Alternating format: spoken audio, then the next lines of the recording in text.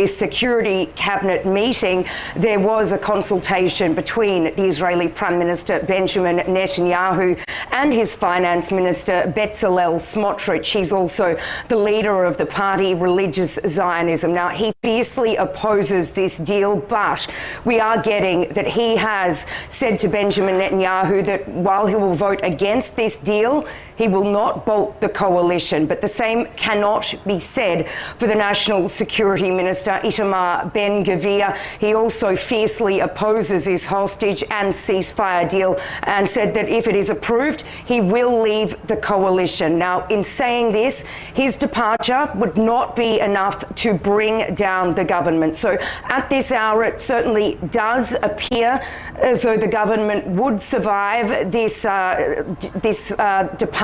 of Itamar Ben-Gvir. Once again, this vote is expected to go through. It is expected to pass this ceasefire and hostage deal. And you're right, we did have a tweet from the Prime Minister's office just a couple of hours ago. He said that the release of hostages can be carried out according to the planned outline. That is, of course, given if it is voted and approved by the cabinet. So what we can expect is it to start on Sunday. It would be expected to start around lunchtime, and Israeli media is reporting that these first 3 Israeli hostages would be exchanged for Palestinian prisoners around 4 p.m. local time. So certainly crucial hours and crucial days ahead. Absolutely, Sarah. But what is currently taking so long with the deal? I mean, I've heard you talking about, of course, those that are currently opposing some parts of it. Reports indicate that Hamas had already said today that obstacles that actually arose in relation to the terms of this agreement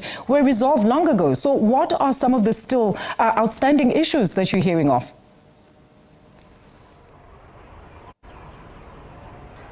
Well, we do understand, of course, that these ministers will be speaking about the names of these Palestinian prisoners that are set to be released. Once again, it is expected to be approved. This is basically just a formality. So this meeting is underway as we go to where the wider cabinet meeting expected to happen in just 2 hours' time. And it is widely believed that this will pass. What it does need is a majority. People can still vote against it. All it needs is a majority for this to go through. It certainly seems as though the Prime Minister is very confident that that will happen, putting out that tweet just a short while ago saying it is all expected to go ahead on schedule, which is Sunday.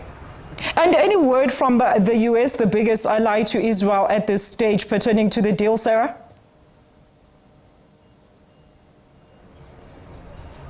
Sorry, can you please repeat that? I couldn't quite get you there. Yes, absolutely, Sarah. I'm asking if there's been any word pertaining to the deal by Israel's biggest ally, that is the United States, at this stage.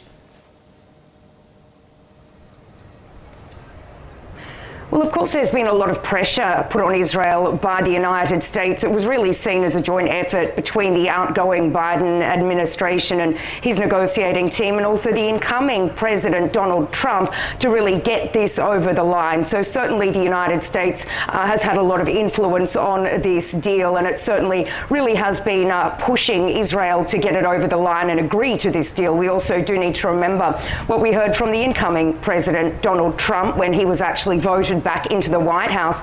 He said that there will be, quote, hell to pay if these hostages are not released by the time he comes into office.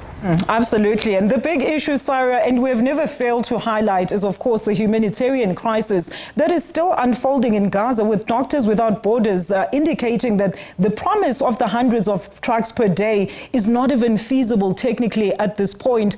Currently, it is a logistical nightmare, while the World Health Organization says only one hospital, which is Al-Auda, is partially functioning in the north. You're certainly right. It is an absolutely dire situation on the ground in Gaza, and it's still yet to be revealed exactly what mechanism will be put in place to get this massive surge of humanitarian aid into the Gaza Strip. Now, what we can tell you is that right now international partners from right around the region are really working around the clock. There's aid being stockpiled in Egypt. There's also aid being stockpiled in Jordan. And right now there is a big effort underway to get the Rafah border crossing down in the south of Gaza reopened to get this massive influx of humanitarian aid in to Gaza. But as you said, the situation on the ground is extremely dire, and given the 15-month war and the scale of damage and destruction in the Gaza Strip, actually distributing this aid, given the damage there, will be incredibly tough. So this is, of course, one of the other challenges that these aid groups will have to be focusing on over the course of the next few days and the next few weeks, the next few months, is to get this aid in to the people who so desperately need it.